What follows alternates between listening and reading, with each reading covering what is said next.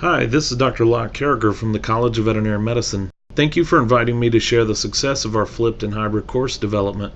I regret that a scheduling conflict keeps me from being there in person, but video is a core component of our project, so this is probably a better way to describe what we did. Over the next few minutes, I will detail the conversion of our Introduction to Production Animal Medicine course for more effective teaching. Iowa State University is a long-established leader in veterinary medical education.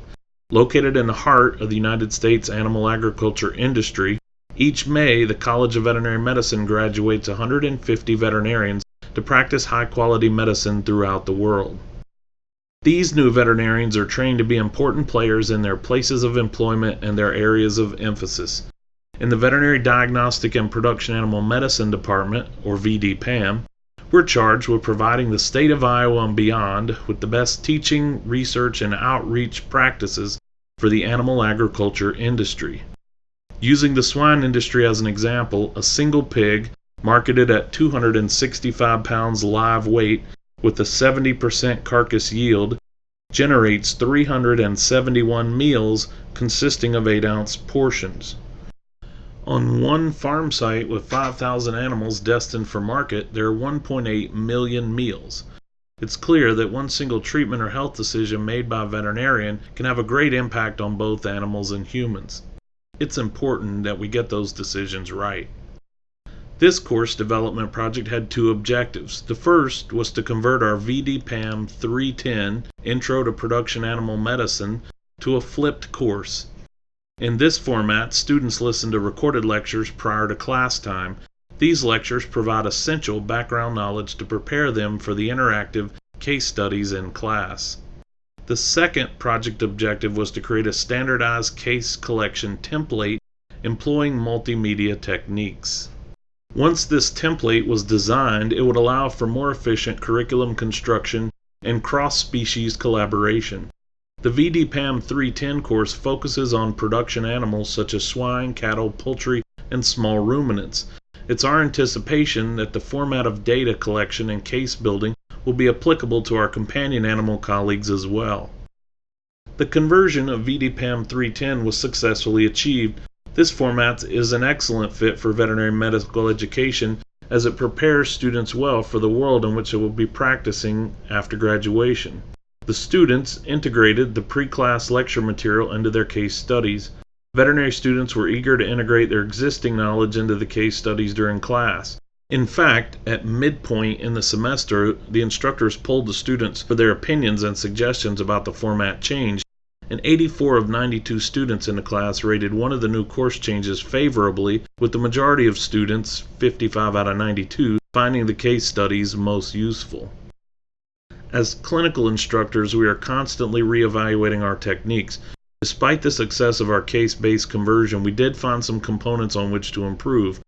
Classroom interaction was extremely important, and we utilized impromptu questions, small groups, and real-time responsive methods, such as Turning Point, to encourage participation. Oftentimes, these multiple-choice options spurred further discussion into related issues during class, which enhanced the students' learning experience. Despite the students working well in groups, however, we did find that they didn't feel prepared to integrate information and present to the rest of the class in such a short amount of time. This presentation component was removed from the course.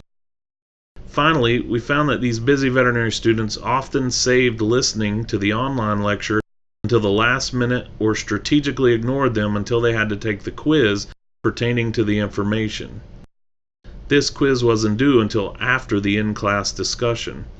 Therefore, to encourage the preparation for the first part of the flipped course next semester, the quiz and the coinciding recorded lecture will be due before the live interactive class period.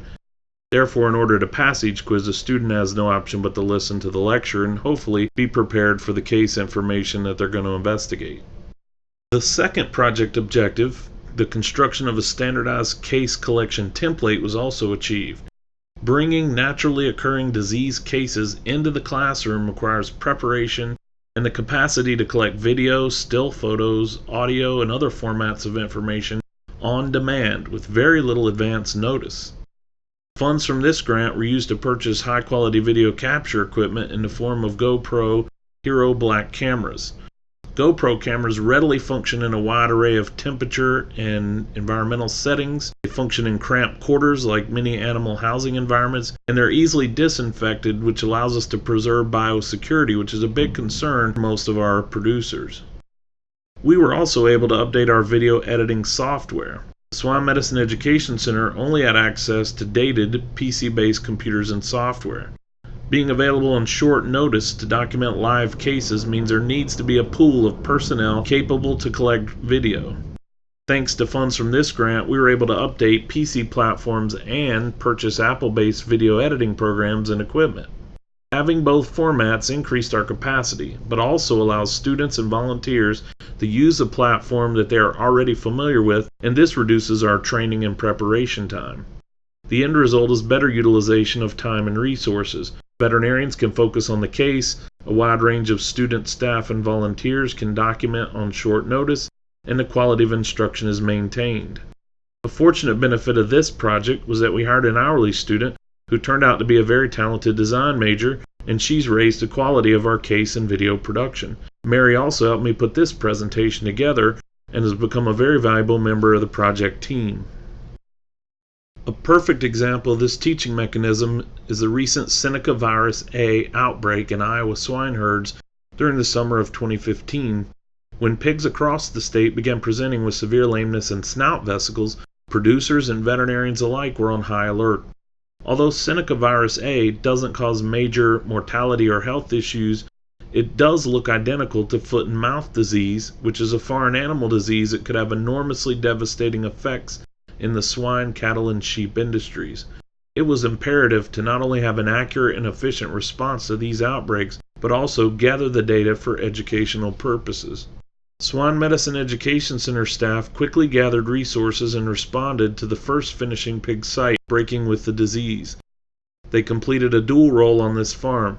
Not only did they act as investigating veterinarians, offering diagnostic and animal care expertise, they also collected pictures of lesions, case histories, herd history, and complete follow-up with the herd.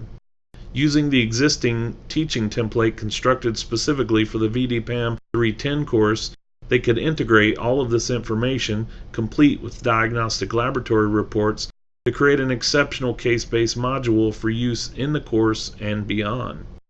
It's really difficult to overestimate how valuable the additional video and software equipment is to developing the educational cases. Thanks to the GoPro cameras, additional digital cameras, and editing software, we can make this case as real-time as possible for students by demonstrating the lameness that was encountered, the barn environment, and the lesions, and really give them a picture of the entire case. And we can do all of this in a little less than a week from the initial outbreak or the initial case until everything's ready to go into the classroom.